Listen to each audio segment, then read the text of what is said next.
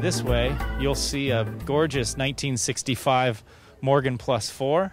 I'm fairly familiar with those cars. Great, very vintage motoring, certainly. The front suspension is technically from, very similar design to what Morgan was doing in about 1909.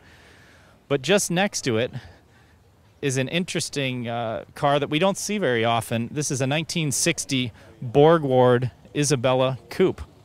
It's a 4-cylinder engine, and the owner of the car is standing right here, a gentleman that I know. He's come on the Walleye 1000 Vintage Rally that I organize each year. He was on the 2012 event. I think he was on the 2014. Ron Engle, how are you, sir? Pleased to see you again. Well, nice to see you. We just stopped to look at the Borgward, and thanks for bringing it out, and welcome. Well, thank you, and I'm looking forward to the Walleye 1000 this year. It should be a lot of fun. Can you tell us a little bit about this car? It's a German car. Tell us a little bit about it. Well, it's a 1960 Borgward Isabella Coupé. It's a 4-cylinder.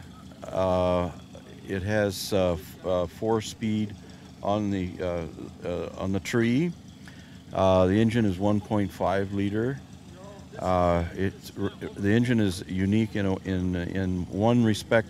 The intake is in the valve cover, so it looks like it's an overhead cam, but it really isn't. It's a very compact car, well built, nice design, and Borgward is coming back.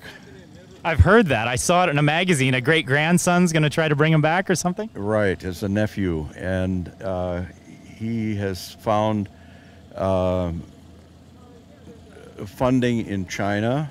A company called Photon is putting up hundreds of millions of dollars, and they're going to present the new model in Frankfurt in September at the Frankfurt Auto Show.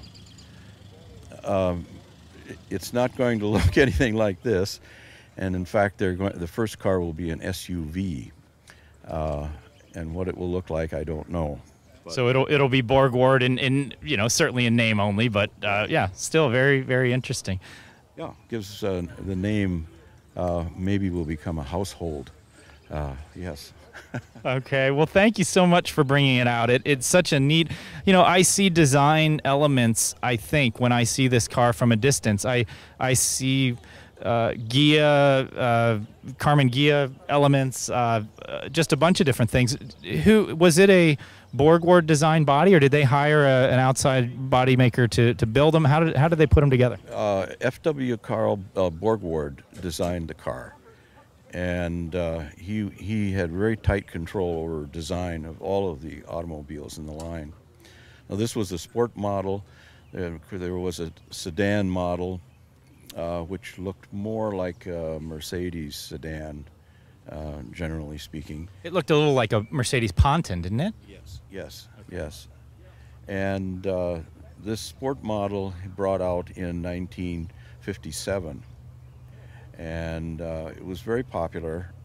There were about 10,000 of them manufactured, and 5,000 of this model came to the United States.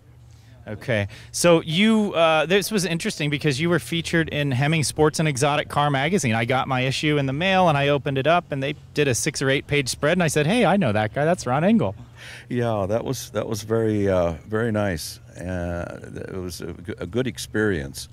It took a whole day for the interview and taking photos, and I have to give them good credit for